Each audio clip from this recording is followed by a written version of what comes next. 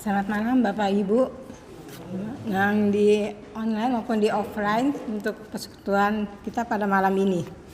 Kami bersyukur ya kalau walaupun keadaan pandemi COVID kita boleh tetap mengadakan kegiatan Biston doa bersama.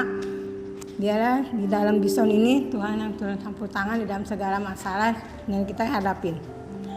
Sebelum kita masuk ke doa bersama kita menyanyikan lagu 128. Naungan jiwaku.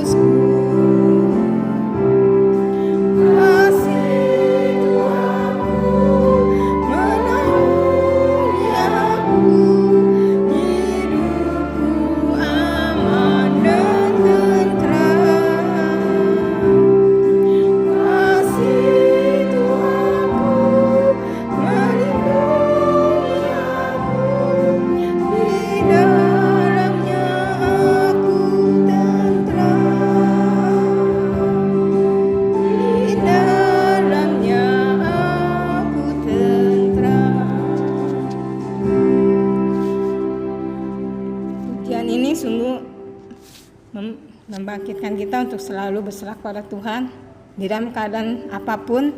Tuhanlah menjadi naungan jiwa kita. Mari Bapak Ibu kita bersatu di dalam doa. Bapa di surga, sesuai dengan lagu pujian yang kami baru nyanyikan ini ya Tuhan, begitu indah apa yang Engkau sudah janjikan kepada kami. Di dalam keadaan apapun kami boleh selalu terus bernaung di bawah kaki-Mu ya Tuhan. Terima kasih ya Tuhan, kami juga berdoa dan mengucap syukur untuk Biston pada malam ini. baik yang offline maupun yang online di rumah. Biarlah Engkau memberkatin kami sekalian ya Tuhan. Apa yang kami sudah memuji nama Tuhan, kami mendengarkan firman Tuhan, itu boleh menjadi berkat bagi kami setiapnya mendengarkannya. Dan sebentar juga kami akan mendengarkan renungan daripada firman-Mu. Biarlah Engkau mengurapi kami ya Tuhan, supaya kami boleh senantiasa selalu mendekat kepada Engkau. Terima kasih ya Bapak. Kami serahkan biston kami ini, persekutuan doa ini ke dalam tangan Tuhan. Biarlah Engkau yang memberkati kami semua. Amin. Kita akan masuk di dalam renungan firman Tuhan yang dibawakan oleh Ibu Ana Yanti. Sebelumnya kita naikkan pujian 138. Bait 1 dan keempat.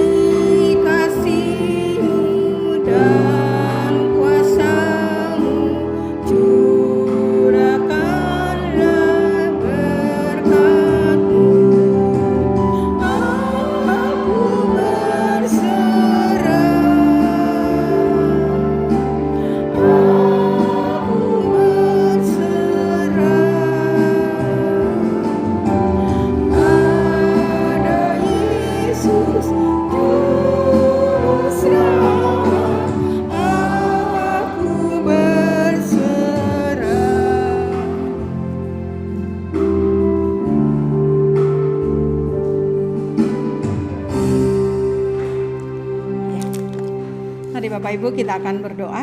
Bapa di dalam surga, malam hari ini kami boleh kembali memuji dan menyembah Engkau. Biarlah pujian kami berkenan di hati Tuhan. Dan sekarang kami mau belajar akan firman-Mu. Tolong kami boleh mengerti, mampukan kami untuk mentaati, melakukan dalam kehidupan kami. Berfirmanlah Tuhan, kami siap mendengar. Hanya di dalam nama Tuhan Yesus kami sudah berdoa. Amin. Bapak Ibu, mari kita membuka sama-sama kitab Ayub pasal 2 ayat 1 sampai 8. Saya membaca ayat yang ganjil. Bapak Ibu sekalian membacakan ayat yang genap, demikian bergantian. Ayub pasal 2 ayat 1 sampai 8. Pada suatu hari datanglah anak-anak Allah menghadap Tuhan, dan di antara mereka datang juga iblis untuk menghadap Tuhan.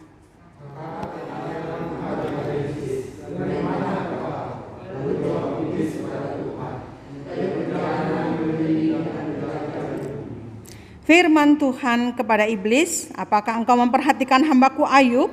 Sebab tiada seorang pun di bumi seperti dia yang demikian saleh dan jujur, yang takut akan Allah dan menjauhi kejahatan. Ia tetap tekun dalam kesalehannya meskipun engkau telah membujuk aku melawan dia untuk mencelakakannya tanpa alasan.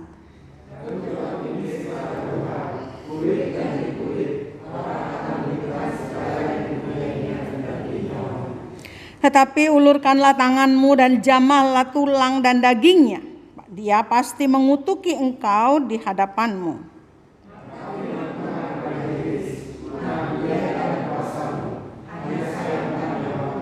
Kemudian iblis pergi dari hadapan Tuhan, lalu ditimpanya Ayub dengan bara yang busuk dari telapak kaki sampai ke batu kepalanya.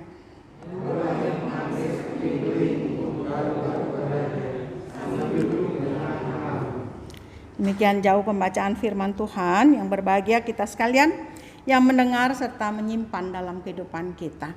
Nah, Bapak Ibu yang dikasihi Tuhan, kita sudah sampai pada Ayub pasal 2 ayat 1 sampai 8. Nah, pada pasal 2 ayat 1 dan juga pada pasal 1 ayat 6 itu sama. Datanglah iblis menghadap Tuhan.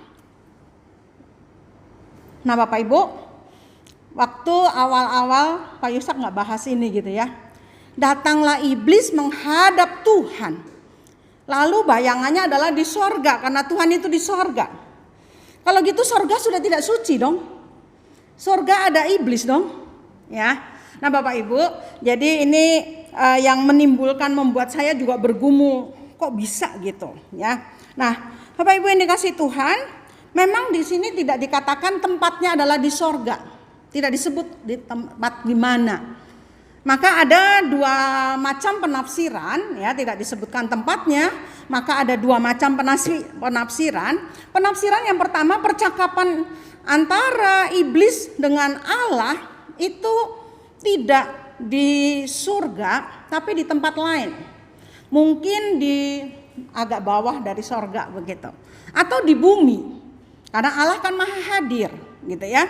Meminta pertanggungjawaban kepada malaikat-malaikat. Buat Allah itu mudah begitu ya, dimanapun Allah bisa lakukan.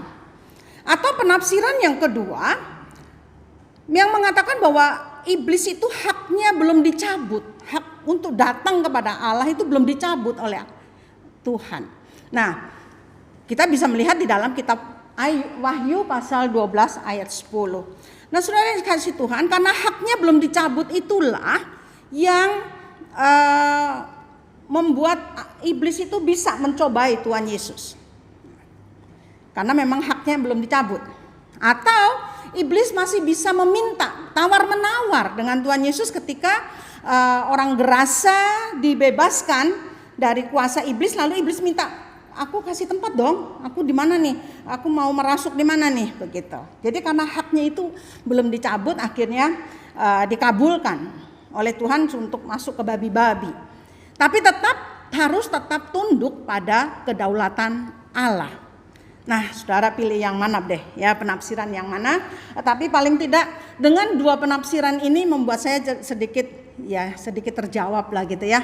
Nanti pengen jawab yang benar, ya nunggu kita sampai ke surga nanti gitu ya. Kita akan banyak bertanya kepada Tuhan.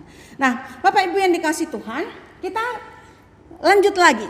Kita tidak mengetahui antara pasal 1 dengan pasal 2 itu jaraknya berapa lama. Sehingga kita tidak tahu berapa lama Ayub itu menjadi miskin tetapi tetap saleh. Kita nggak tahu berapa lama jarak antara pasal 1 dengan pasal 2 itu. Ya, waktunya kita nggak tahu, tidak dijelaskan di sana. Tetapi paling tidak mulai pasal 2 Allah sekali lagi membanggakan dia. Ya. Membanggakan bahwa dia itu tekun dalam kesalehannya, jujur, takut akan Allah, dan menjauhi kejahatan. Nah, karena Allah sekali lagi membanggakannya walaupun dia sudah jatuh miskin, maka tidak heran iblis menjawab kepadanya bahwa kulit ganti kulit. Artinya kalau yang terjadi itu, ya, yang terjadi selama ini itu belum menyentuh pada tubuhnya Ayub. Yang terjadi sekarang adalah kemiskinan, hartanya habis, anaknya habis, tetapi dirinya nggak tersentuh begitu. Nah, coba kalau dirinya disentuh, gitu ya, pasti dia akan menghujat engkau. Itu dalih daripada si iblis. Maka Tuhan katakan silahkan, tapi tetap ada batasannya, yaitu tidak boleh menjamah nyawanya.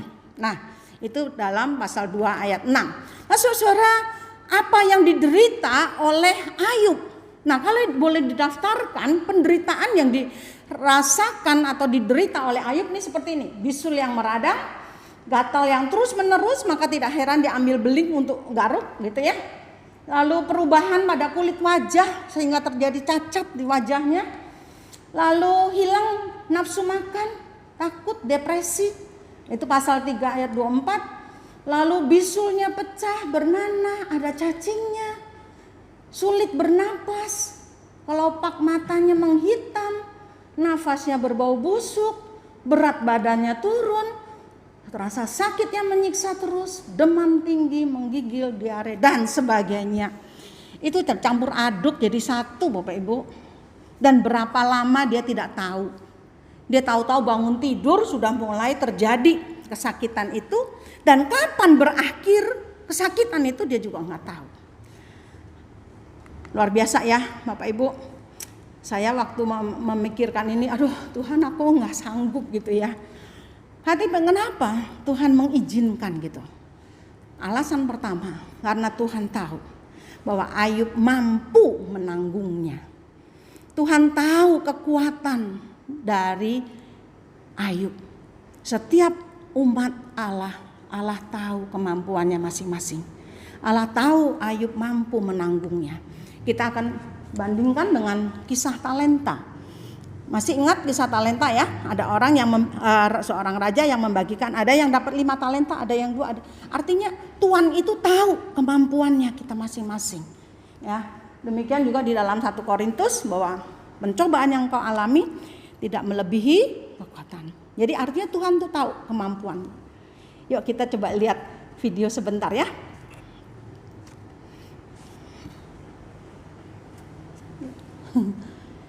Nggak keluar yuk. Minta lampunya, tolong, makasih. Ya kita lihat ini video, ini menarik sekali Bapak Ibu. Ini seorang anak yang masuk di pelatnas, bukan pelatnasnya di negeri RRC sana ya. Coba kita lihat. Betapa melelahkan, betapa berat latihan yang harus dia jalankan.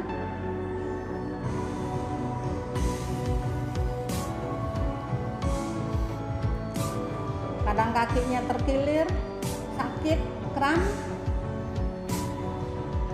Hanya dipencet-pencet saja. Harus lanjut lagi berlatih.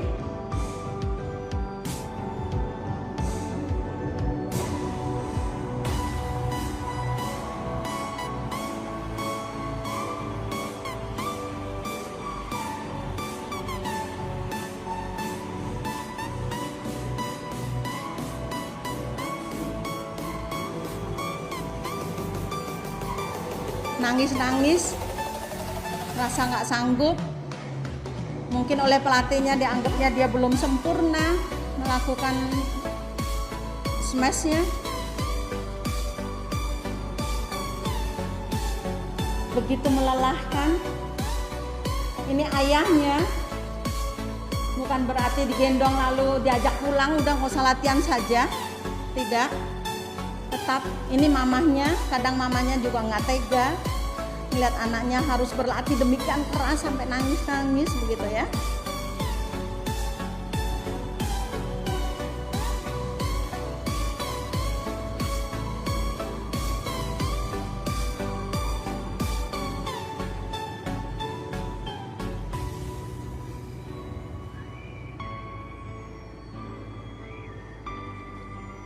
Berapa kali nangis dia. Tetap harus terus berlatih.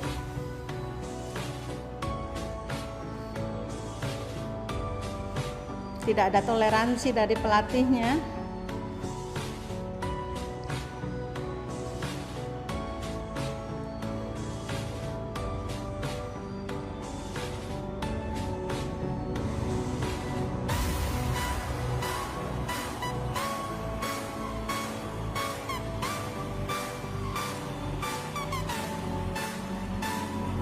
Nangis lagi karena begitu beratnya latihan yang harus dia tanggung, harus dia jalani.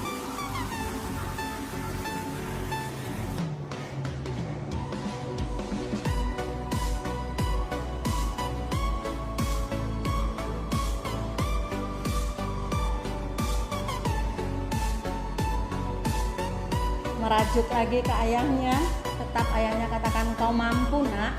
Kau bisa."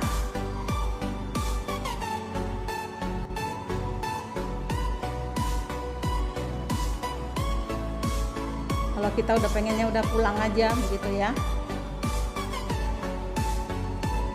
Itu mamanya dan papanya. Semangat, tetap semangat. Kamu bisa.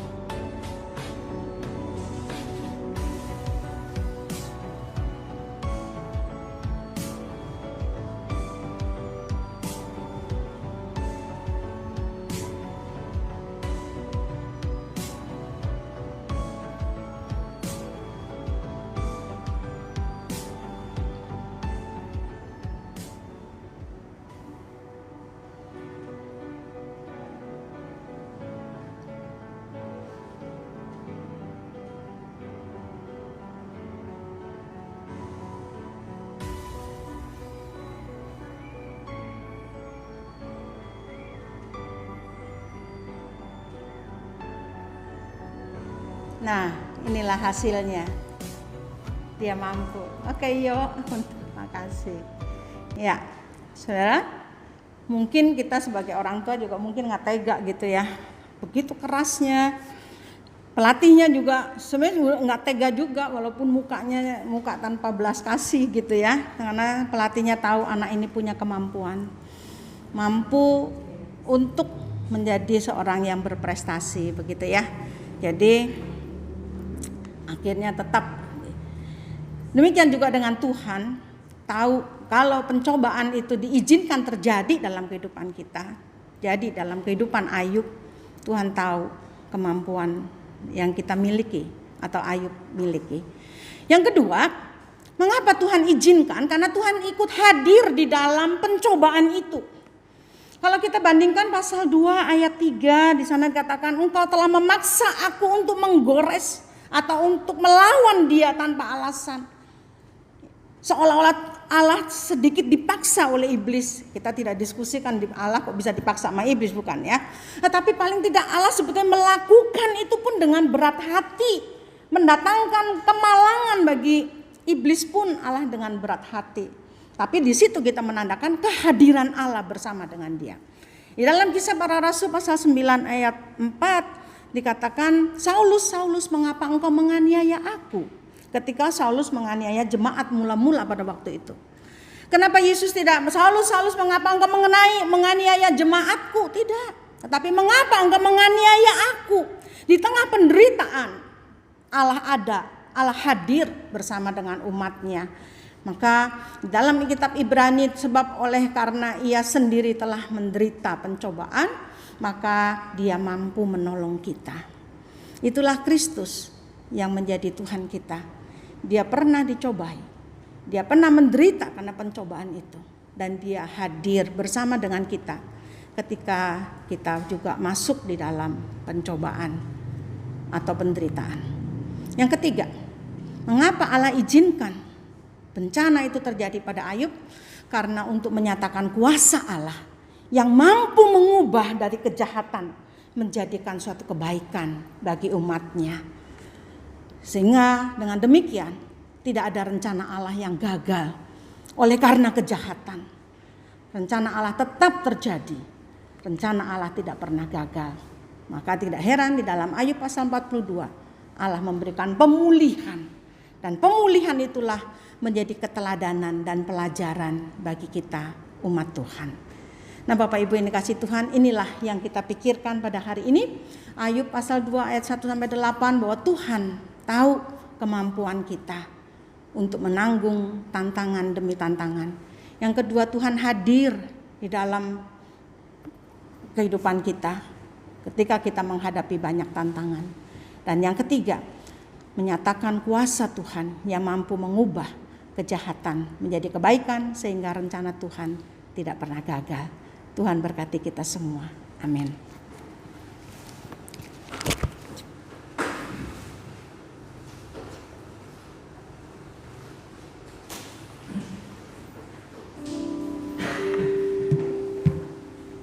Kita akan masuk di dalam doa-doa kita. Seharusnya memang minggu ketiga kita bagi kelompok ya Pak, tapi karena pandemik ini kita tetap berdoa seperti biasa. Yang bisa berlutut, mari kita ambil sikap untuk berlutut. Juga yang di rumah, kalau Bapak Ibu bisa berlutut, silahkan mengambil posisi untuk berlutut dan kita berdoa bersama-sama. Mari kita siapkan lagu tadi 139, 138.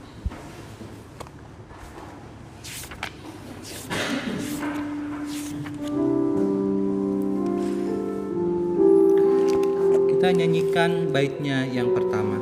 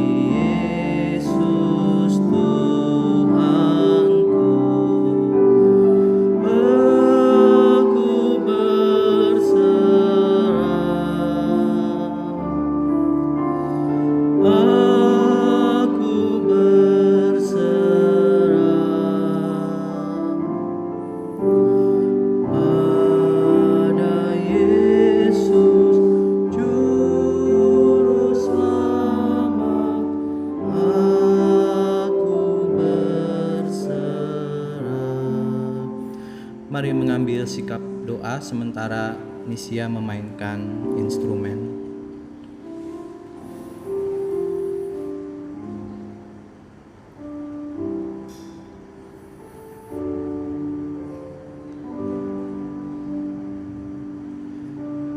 Kita bersyukur untuk sekian kalinya kita diperkenankan untuk bersama-sama berdoa sujud di gereja ini di tengah pandemi.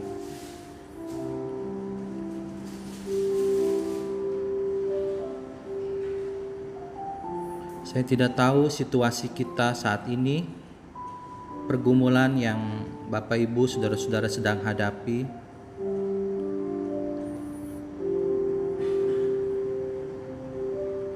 Tetapi saya percaya Bapak Ibu saudara-saudara yang hadir saat ini ada dorongan iman yang besar kepada Tuhan yang mampu menopang kita, pergumulan kita.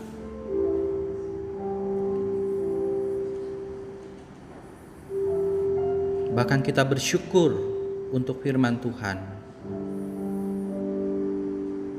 Di dalam pergumulan yang berat dari Ayub, kita diingatkan, bahkan mungkin di tengah pergumulan kita saat ini,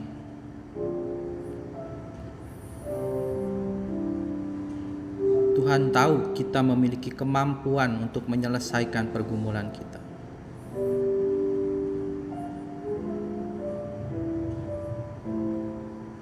Dan Tuhan juga hadir bersama-sama kita. Di tengah situasi sesulit apapun mungkin yang sedang Bapak Ibu saudara-saudara hadapi saat ini. Yang di gereja, yang di rumah, saya tidak tahu.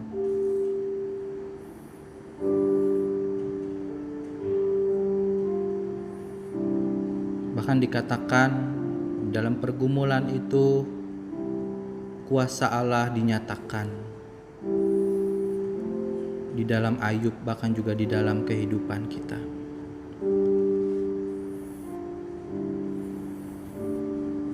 Dan karena itulah kita percaya, kita berlutut saat ini di hadapan Tuhan yang Maha Kuasa, yang mampu menopang pergumulan kita.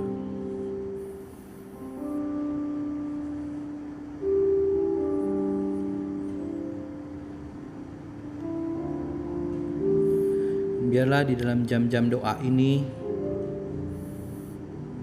kita dijamah, diberkati lagi oleh firman Tuhan. Kita dikuatkan lagi ketika kita berlutut tidak berdaya di hadapannya.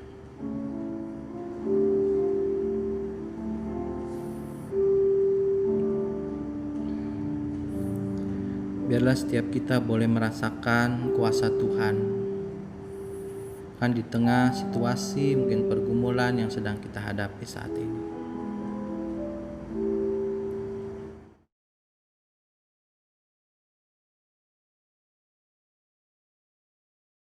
Mari kita bersama-sama bersyafaat, kita mau bersatu hati di dalam doa. Mari kita bawa untuk pergumulan jemaat kita baik di Jembatan Hitam maupun di Pos Cengklong. Di tengah situasi pandemik saat ini, mari kita membawa saudara-saudara kita yang mengalami kelemahan tubuh dan sakit. Mari kita bawa di dalam doa untuk Pak Didit yang saat ini dalam pemulihan dan perawatan. Untuk Papa dari saudara Riri yang juga dalam pemulihan.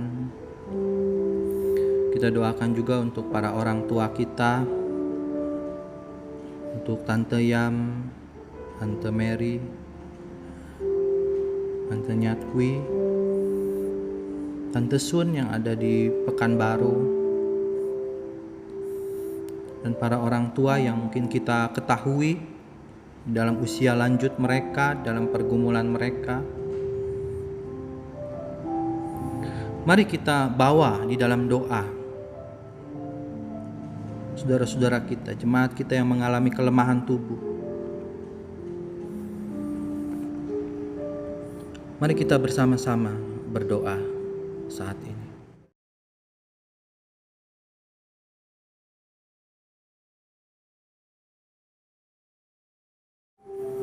Mari kita juga membawa di dalam doa untuk gereja kita, Gereja Kristus Jembatan Hitam dan juga POS. Kita terus berdoa untuk pelayanan-pelayanan yang sedang kita garap, yang masih Tuhan percayakan kepada gereja kita, baik di Jembatan Hitam maupun di Pos Cengklong. Kita doakan untuk ibadah yang berjalan baik offline maupun online. Kita doakan melalui sarana ini biarlah Tuhan terus memberkati kita, bahkan jemaat ini. Melalui sarana-sarana itu curahan rohani Tuhan tetap menyapa umat yang Tuhan percayakan di Jembatan Hitam dan di Pos.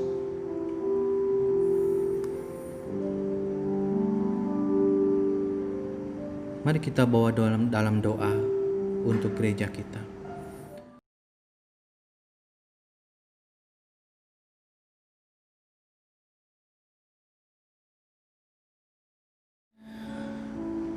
Kita juga membawa di dalam doa untuk perjalanan gereja kita ke depan, bahkan juga untuk proses regenerasi. Bahkan kita berdoa untuk panitia emeritasi yang sudah dibentuk, bahkan untuk proses-proses persiapan, baik hamba yang akan menerima tongkat estafet.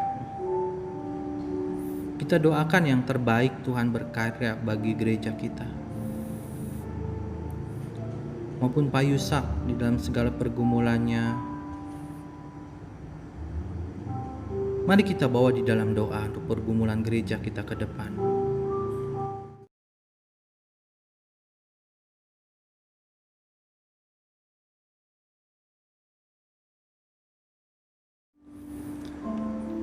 Mari kita juga berdoa untuk kemajelisan kita, bukan untuk periode yang baru di 2001-2024. Di tengah pergumulan kita, kekurangan orang-orang, yang mau terpanggil, yang memiliki hati. Mari kita bawa kepada Tuhan. Tuhan tunjukkan orang-orang yang setia, yang mau melayani dengan sungguh-sungguh. Bahkan kita juga membawa untuk pelembagaan Bapos Cengklong menjadi pos yang mungkin selama ini terhambat karena pandemik, proses di sinode. Kiranya Tuhan campur tangan menentukan waktu yang terbaik untuk gereja kita ke depan.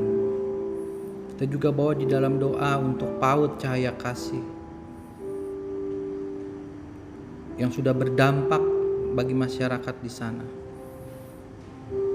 Kiranya Tuhan terus campur tangan, berkarya lebih besar lagi, bahkan kerinduan menjadi yayasan. Ini kerinduan kita, visi kita ke depan, kita bawa di hadapan Tuhan. Untuk gereja kita, untuk Bapos, untuk pelayanan PAUD. Bahkan di tengah mungkin keterbatasan kita secara dana, orang-orang yang punya hati, mari kita bawa di dalam doa pergumulan ini.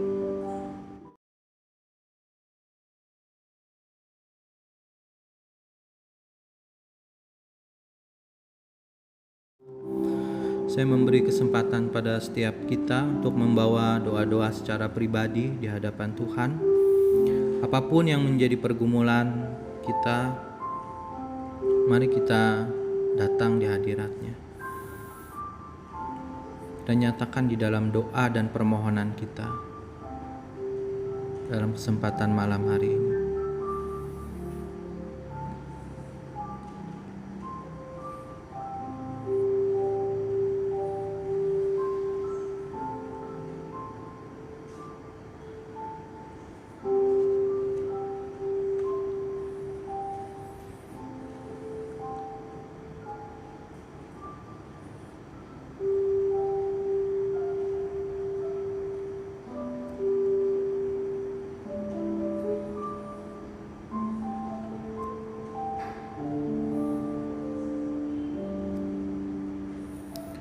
Pak Yusak akan menutup persekutuan kita pada saat ini. Bapak Surgawi yang Bapa yang telah kami naikkan dalam doa permohonan kami, dan kehendak kami menjadi baik dan kehendak-Mu saja. Biar seluruh apa yang kami lakukan dalam kehidupan kami senantiasa untuk boleh menyatakan kuasa dan kasih Tuhan, bahkan kehadiran Tuhan dalam dan melalui hidup kami, sehingga Engkau dipermuliakan dalam dan melalui kehidupan kami.